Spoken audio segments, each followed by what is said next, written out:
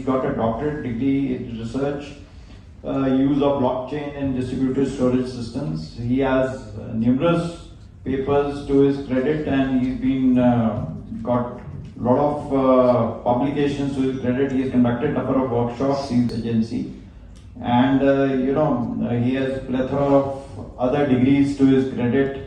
So I asked him that how drone cyber resilience focus, because the drones are going to be attacked by hard or soft kill. Good morning, everyone. Thank you, sir, for the introduction. Thank you, Alcina. Thank you, Jen Chandele, for having given me this opportunity to be here and speak my small wisdom, whatever I can share. So in the next about 7-8 minutes, I'll be focusing on cyber resilience. Cyber resilience, and I'll touch upon make it peculiar to the drone technology. Cyber resilience is the capacity of an organization in general to prevent, identify and recover from a cyber threat. So anytime a cyber threat happens, it should be able to withstand that attack. Not only that, it should be able to continue functioning without the functioning getting affected. So that's basically the gist of cyber resilience, what exactly it is. Now the theme of the conference is Strategic Electronics Roadmap for 2047. 2047 is about 23 years away from now. 23 years, is it too far or is it too near?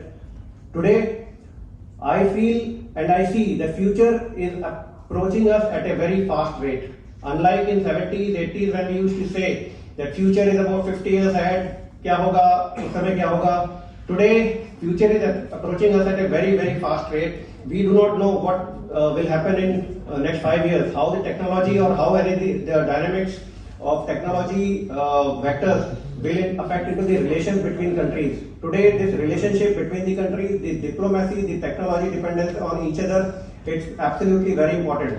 So while we have been discussing over maybe last 2 decades, not just about drones, the threat vectors, we have been focusing on if we get peculiar to the drones. We generally speak, when we speak of the cyber threat vectors, we speak of spoofing, we speak of signal jamming, we speak of malware, we speak of DOS attacks, DDoS attacks, we speak of MITM, wireless attacks, we speak of tampering, repetition, elevation of privileges, etc. So this is a set of threat vectors on which we have built upon our solutions, our resolves, and there is a business industry to it which is able to offer their products to these. Now, I'm not saying that these technology vectors or threat vectors, whatever I have mentioned about, this is all about it.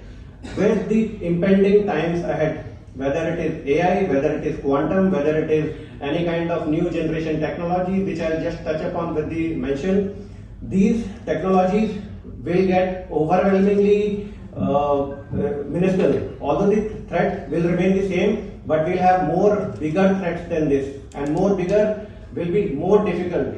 So if we have been fighting for last 10 years, peculiar to drones, these threat vectors, whatever I mentioned, with the new age technologies, we are bound to get more vulnerable to all these.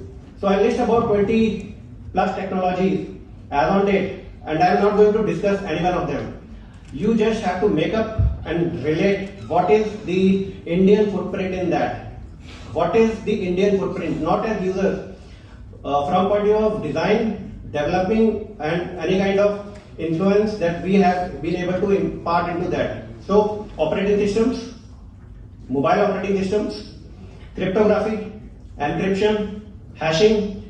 Encryption basically moves around the well-known encryption algorithms, AES, RSA, DES, 3DES, Blowfish. Hashing, again we come to MD5, SHA3, SHA254, SHA512, any Indian footprint. These are all NIST qualified cryptographic algorithms. Semiconductors, processors. Now semiconductors and processors, they have got a national semiconductor mission, but our mission is 28 nm by 2026. The world currently is fighting about 2 nm, 3 nm, and we have a vision of 28 nm. So we have to go actually full throttle on many things.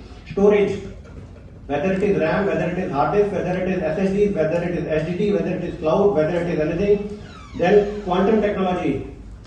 We see each and every product that is in the market related to the NIST standards, whether it is the post-quantum cryptography standards in terms of dilithium, in terms of physics, in terms of isogeny or in terms of Kyber crystal, we have got that standard. We do not have currently any of our own standards on which we build our own products, which are indigenous, purely indigenous. Rare earth metal processing, long way to go. Cloud infrastructure, role in ICANN, internet cooperation of assigned names and numbers. Do we have a role in ICANN? ICANN is basically the boss of internet, although it has got a neutral role supposedly, but again it is relative to one particular country, one particular state.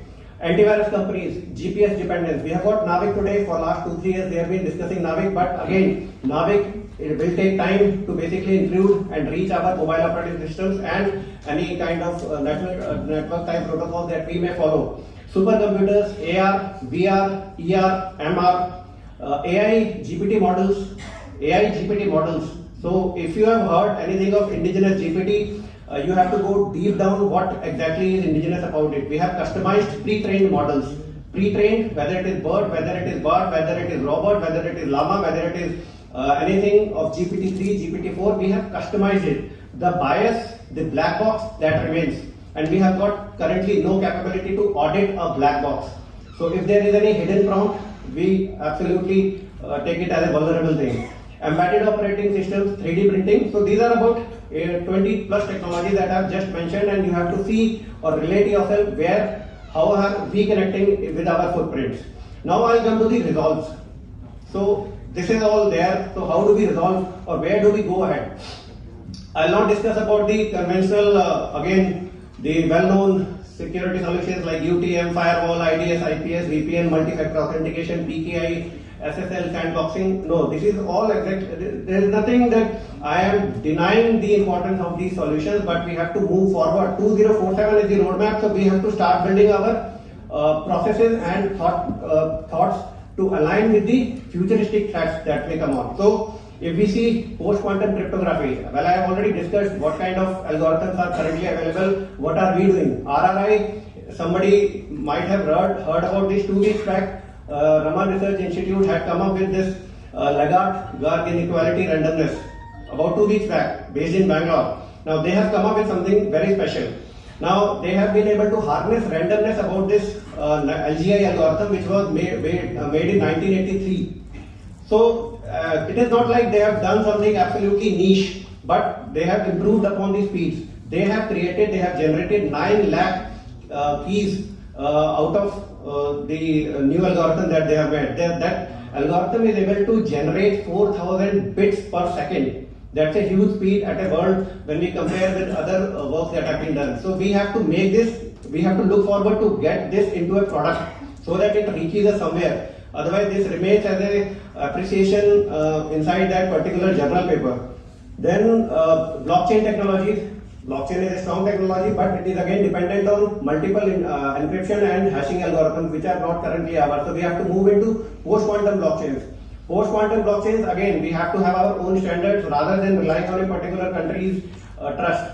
Today, digitization is penetration everywhere. So when it is penetrating everywhere, so we have to be doubly sure that this does not make us vulnerable few years later. So in case we are happy adopting these standards, we have to be doubly ensure ourselves that today, in case the relations with country A, B, C, D are good, it may not be the same after 10 years. Then we have got homomorphic encryptions.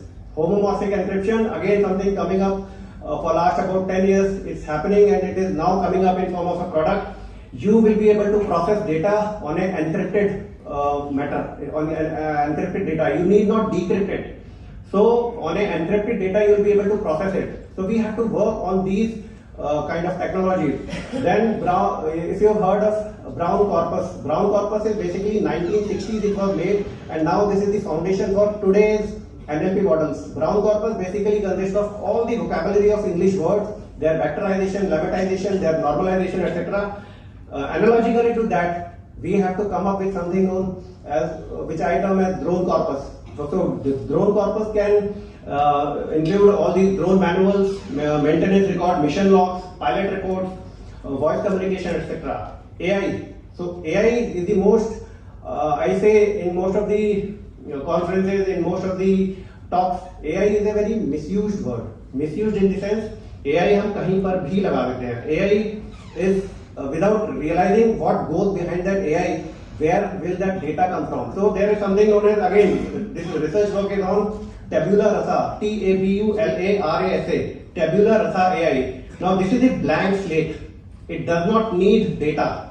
It will be a trained model but without data. So you have to think on these lines of what exactly the future will be in 2047. If we are preparing for 2047 with the threats of today, I think we'll be looking for 2074 and 2047.